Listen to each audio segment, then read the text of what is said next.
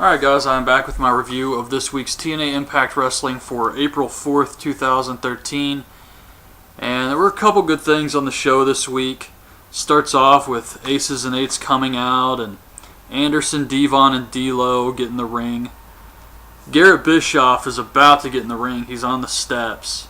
And then he realizes the rest of them aren't supposed to get in. So he just keeps standing on the steps so he doesn't look like a moron. But Anderson has a jacket for AJ, so he offers him a spot. Devon has an envelope for Brooke Hogan from Bully Ray. And D'Lo got a letter saying he was terminated. So he's pissed off and he wants someone from the office to come out and talk to him face to face. And Kurt Angle comes out, he attacks D'Lo, so the Aces gang up on him. Magnus, Park, Samoa Joe, and Eric Young hit the ring, and they make the save. Joey Ryan wants to be the ref in the Knockouts match, and Brooke says yes, for some insane reason.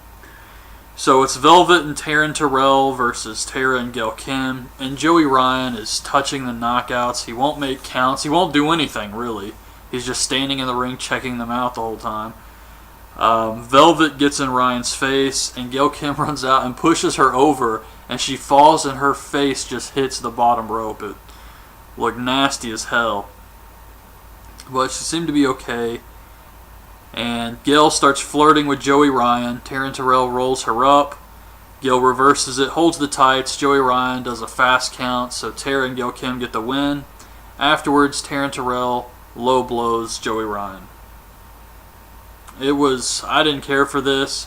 I guess it was a little bit different. I mean, having Joey Ryan out there and messing around with the girls the entire time was different, but I thought it kind of sucked and it wasn't a good match at all. And there were only like 4 matches on this show, and what was the other one? The gut check match I actually liked. I thought that was pretty good. X Division match was okay, and the main event had some good stuff in it, but nothing was really, really special on this show. And when you only have 4 matches, and the Knockouts match is one of them, and it's just not very good because you're trying to do crazy shit with Joey Ryan, I thought it was a bad idea. Austin Aries and Bobby Roode have a contract signing with Chavo and Hernandez. Contract signing for the match next week. Chavo and Hernandez, Aries and Roode want to change the steps a little bit. So Chavo and Hernandez agree to this, and it ends up being a 2 out of 3 falls match, and if Chavo and Hernandez lose, they can never team up again. And I actually think they're going to lose next week. I mean, I know there's only 3 tag teams, and Austin Aries and Bobby Roode have this thing where they were going to go after all the belts, and I don't know if that's still going to happen. But still, with only 3 tag teams, you're going to end up seeing the same matches over and over again anyways, so it doesn't really change anything whether you split up Chavo and Hernandez or not. So I think they're going to split them up. Aries and Roode are going to feud with Daniels and Kazarian for a little while after this. And if TNA wants to, they can pull something out of their ass and put Chavo and Hernandez back together again. I mean, it's not that big a deal. And like I said, with only 3 teams, you're going to end up seeing these guys wrestle each other over and over again anyways. And, I mean, splitting them up, at least you're not going to have to watch it again. Adam Pearce gut check video. It actually shows one of his matches with Colt Cabana in the video. Magno gets his gut check video, and apparently the guys from Texas speaks English. Yeah, they still had him cut the whole video in Spanish. It was ridiculous. So we get Pearce versus Magno, which I did think was pretty damn good. This was a fun match to watch. Magno hits a moonsault off the top onto Pearce on the outside. He rolls him back in, and Pearce gets up and rolls him up and holds the ropes for the win. Anderson gives AJ the jacket and tells him to think about it. Backstage, Hogan says Sting's not there because he needs warriors, not politicians. Park tells Angle he's going to help him beat the Aces tonight, and Kurt Angle tells him to follow his lead. Hogan comes out and he calls out AJ. And Hogan tells him he understands the pressure, but he needs someone dangerous on his team. So James Storm comes out, and he's pissed. AJ let the Aces beat him up last week. He didn't help him, even though they've been friends for 17 years or something like that. And he says that AJ's not the same guy, and he better clock out before he gets knocked out. And AJ just leaves. Backstage, Hogan says AJ has a week to make a decision, and he's either with the company or he's out. And Hawks had it. And the TNA pay-per-view is tomorrow. I'm going to try to do my best to do a review for the show. It's the one-night-only extravaganza. This is the first pay-per-view they taped. And it doesn't sound too bad. It's an X Division show. But at the same time, they're going to show it all month. And the Ring of Honor pay-per-view is tomorrow night, and I would just kind of rather watch that. So I don't really know if I'm going to be able to do the pay-per-view as... I don't know when I'll be able to do it, really, but if I can, I'll definitely try to get that up as soon as possible. Like I said, it doesn't really sound like a bad show, and I wouldn't mind watching it, but with the Ring of Honor pay-per-view the same night, I'm just more interested in that right now. And this isn't really any storyline progression. This is more of a tournament type show, just a fun show where they bring back some old X Division stars. So it's not really impacting the weekly TV show. So I figure it doesn't really matter if I wait a week to do it or not. Sanjay Dutt versus Mason Andrews versus Petey Williams. Crowd was really behind Petey here, and they really need to keep this guy around. I thought he was great out there. He hits the Canadian Destroyer on Mason Andrews for the win. Bully Ray is pissed off Kurt Angle interrupted the Aces, and he wants to take their souls. Devon asks him about Brooke, and he says he misses her sarcastically. Devon says, "Can you give me a hot tag?" And Bully says, "I don't think she's into the tag team scene." This shit's insane. Angle, Joe, Magnus, Eric Young, and Park versus Garrett West, Devon, Doc, and Knox.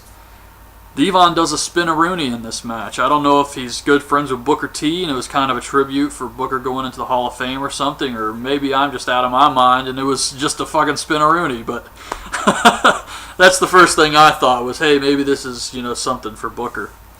Park, everybody knows that's Booker T staying, so surely he did that for a reason.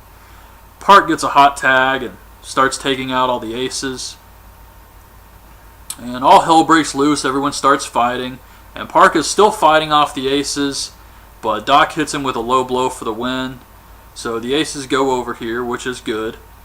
And Brooke tells Hawk she will take security with her to talk to Bully. So Bully comes out and says he has some personal business to handle. And he calls out Brooke. And he tells her she needs to be wearing her wedding ring. He gives her the envelope, and it's a front row ticket to next week's show. How disappointing was this crap? He says he wants her there for his match against Hardy. And he says that she's let herself go. She rips up the ticket, slaps him in the face, so he gets in her face. Jeff Hardy runs out, and they start brawling as the show ends. And that was it. So, overall, I thought it was okay. It did have some good stuff on here. I thought the AJ Styles stuff wasn't bad. 10-man tag had some good moments in it. It wasn't a fantastic match or anything.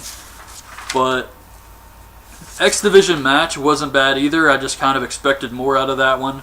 But the gut check match, there were a few botches in that match, but I really enjoyed that one. I thought it was a fun match, and for a minute there, it kind of felt like the guys were really trying to beat the crap out of each other. It was good. Knockouts match, nothing really to say about that. It was a little too much with the whole Joey Ryan thing. So, yeah, overall, I'm going to have to give this a average show, leaning towards below average. And I don't know. I really don't try to pick on TNA or anything. If it's really good, I definitely have no problem saying I thought this was a great show, but I don't really think it's been that great lately. And I know Bully Ray's been doing a great job, but some of this stuff with Brooke Hogan and the front row ticket, what the hell was this? I guess they tried to sucker people in to watch the entire show with the envelope in the beginning, and they didn't have any payoff. So I was just disappointed with that. But anyways, that's my review of this week's TNA Impact Wrestling. Hope you guys liked the video. Leave your thoughts on this week's show in the comments, and thanks for watching. Bye. Alright guys, I'm back with my review of this week's TNA Impact Wrestling for April 4th, 2013. And there were a couple good things on the show this week. Starts off with Aces and Eights coming out, and Anderson, Devon, and D'Lo get in the ring.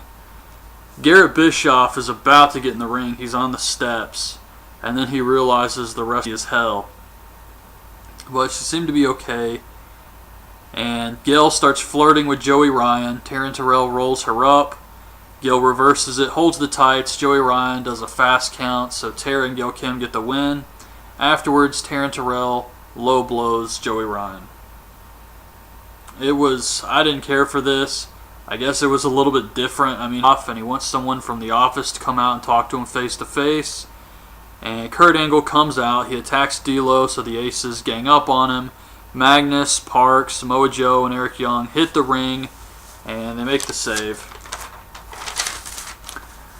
Joey Ryan wants to be the ref in the Knockouts match, and Brooke says yes, for some insane reason. So it's Velvet and Taryn Terrell versus Tara and Gail Kim, and Joey Ryan is touching the knockouts. He won't make counts. He won't do anything, really. He's just standing in the ring checking them out the whole time. Velvet gets in Ryan's face, and Gail Kim runs out and pushes her over, and she falls and her face just hits the bottom rope. It looked nasty. Most of them aren't supposed to get in, so he just keeps standing on the steps so he doesn't look like a moron. But Anderson has a jacket for AJ, so he offers him a spot.